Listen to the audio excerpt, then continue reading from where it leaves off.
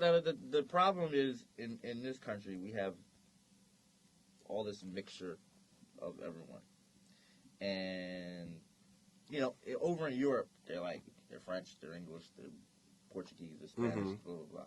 And here in America, they're just all mixed up into they're just white people.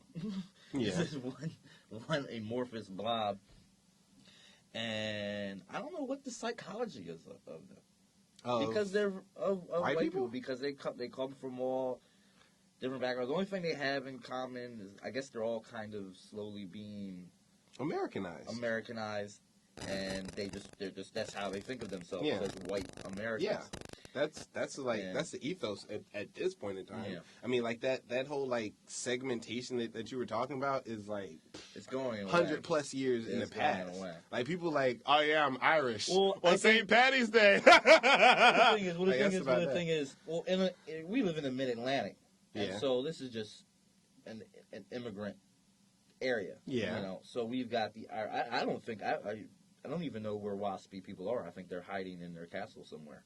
Waspy people? Yeah, white Anglo-Saxon Protestants. Like, where are they? What happened to them?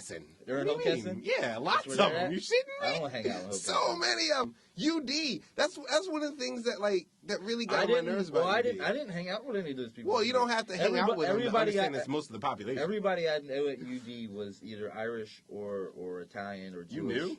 Yeah. I just recognized them as white people. Well, I was in a fraternity, so I was intimately involved with them. Intimately involved? No, let's not get off track. I'm not going to get on that subject. You're not going to tell us whether or not you slept with any of your frat brothers? I didn't. Okay. There we go. There's the answer to your question.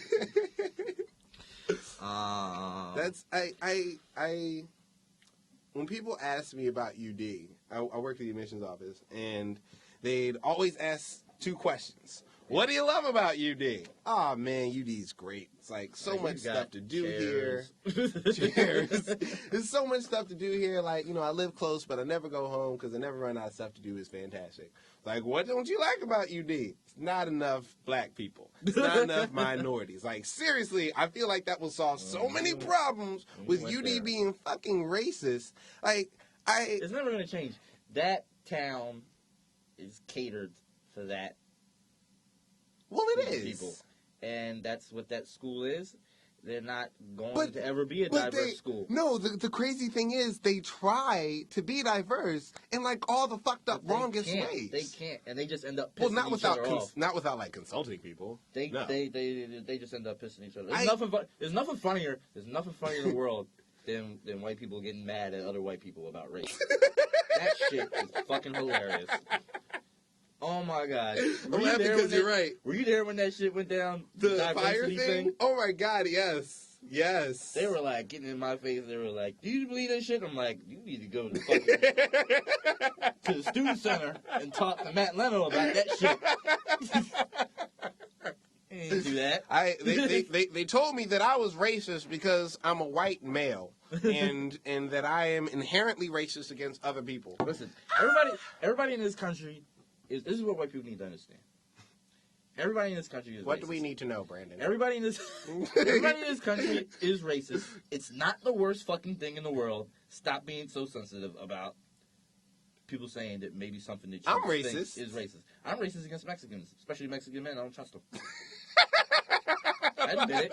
I know that's not right. Why don't you trust them? I don't trust them. Why do you trust them? Because they're fucking sketchy looking. Wait, just sketchy? You've had no experiences to, like, confirm this, Vinny? Because I'm racist against Indians, and I have experiences that, like, confirm this. Well, yeah, I can't say Indians because I can't tell the difference between them and Pakistani or whatever other people are. I know when I go into those fucking stores, Indians smell more like curry. I can't stand going into a fucking a liquor store run by Indians in Pakistan. They got them signs on the front that says it's like don't come in with any sunglasses, hoodies, or dark skin. Or dark skin. Better not have a shadow on your face. Excuse me. You better not have a shadow on your face. No, this is the thing that happened. There's a liquor store. It was a liquor store right next door to my job when I was working at Acme. Mm-hmm. And I would go in there every weekend. And I was broke back then because I was working at Acme. So I couldn't buy a 6-pack. I used to buy a single beer. So they didn't have like a single beer thing like they have at Total Wine. They have like a few things. Usually it's like really shitty stuff like Bud Light Lime, Bud Light this, Bud Light that, whatever. So I was like, I don't want this stuff. So every once in a while they would have like a single beer of something really good, like an IPA or some kind of ale. But it wasn't supposed to really be there. It was like somebody had like took a single beer out of a pack, and so they couldn't sell the pack, so they put the single beers in the cooler and were trying to sell them individually. They did that. They took the bottles out of the pack and put them there. Right. And said we're selling them individually. But every time I grab one of those beers and take it to the front desk to buy it, where did you get that from?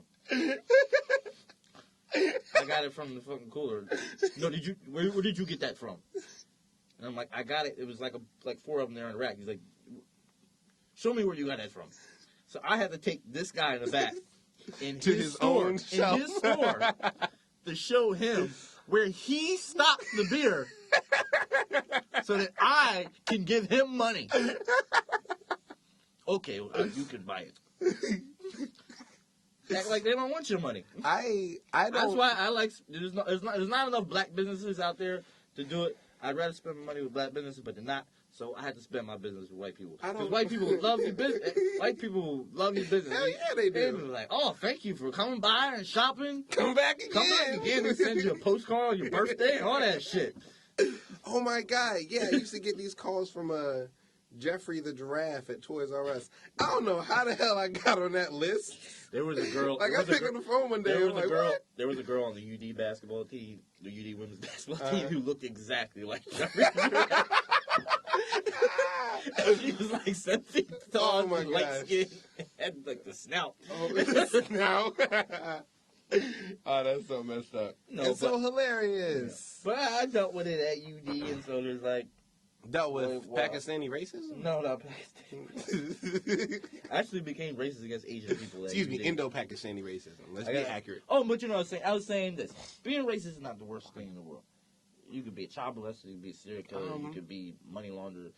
People get really upset about it. Are you saying those are as good as? No, I'm saying they're worse. Okay, they're good. worse. I was. No, I was. People say we have some very large ideological differences. Because people are like, you say something that somebody says something, and I'm like, well, that's racist, and they're like, what? No, I'm not racist. They act like you just like accused them of stealing something. And I'm like, all I said is you said something offensive. We like in a frat house, and we say offensive things to each other all the time, and all of a sudden I call somebody out and I say, "Oh, that's kind of racist," and they'll be like, "Oh, I'm not. I don't hate black people. I didn't say that. I just said that the thing that you said just was now racist." Yeah. Does it make you a bad person? I'm not saying I'm not going to hang out with you anymore. I mean, if you keep saying it. If you keep saying it, like yeah, that like for me, that's the point of those comments. This is the thing. Let's have this conversation. That's what I'm saying. It's like everybody in this country is racist. Let's work it out. Let's talk about it and move on and get better. But everybody wants to do like, we live in post-racial America now. Really? Oh my God, I fucking hate that term. I hate that term. America. If we lived in post-racial America, Key and Peele wouldn't be funny, and Trayvon Martin wouldn't have died. If we lived in a post-racial America, like I absolutely hate that term. I don't even what also kind of bothers me about like this idea of like post-racism and post like racial America or whatever, is that people see the way to get to that as everybody being the same. Which is horrible to me. Like I hate that idea. Yeah. And I mean, so what I feel like it should be is that everybody recognizes you are different, you are different, you are different, you are different. That's cool. As opposed to like, putting people under like hierarchical pecking order. So Asians can't drive. That's their thing. That's not like, a judgment against them necessarily. I listened to this comedian, he was like, I'm going to look out for you on the road. I listened to Kyle Kinane, he was like, people say Asians can't drive. It's not true. Asians are great drivers. They're just really punk rock about it. Punk rock. He said, you ever been to China? It's like, not even fucking traffic lights, and they're just whirling around, and nobody hits anyone. Fair. Like, there's a guy, like, on a motorcycle pulling a chicken cart. He just pulled a Yui. It's like the ash off a cigarette didn't even fucking come off. That's fair. He's like Asians should just.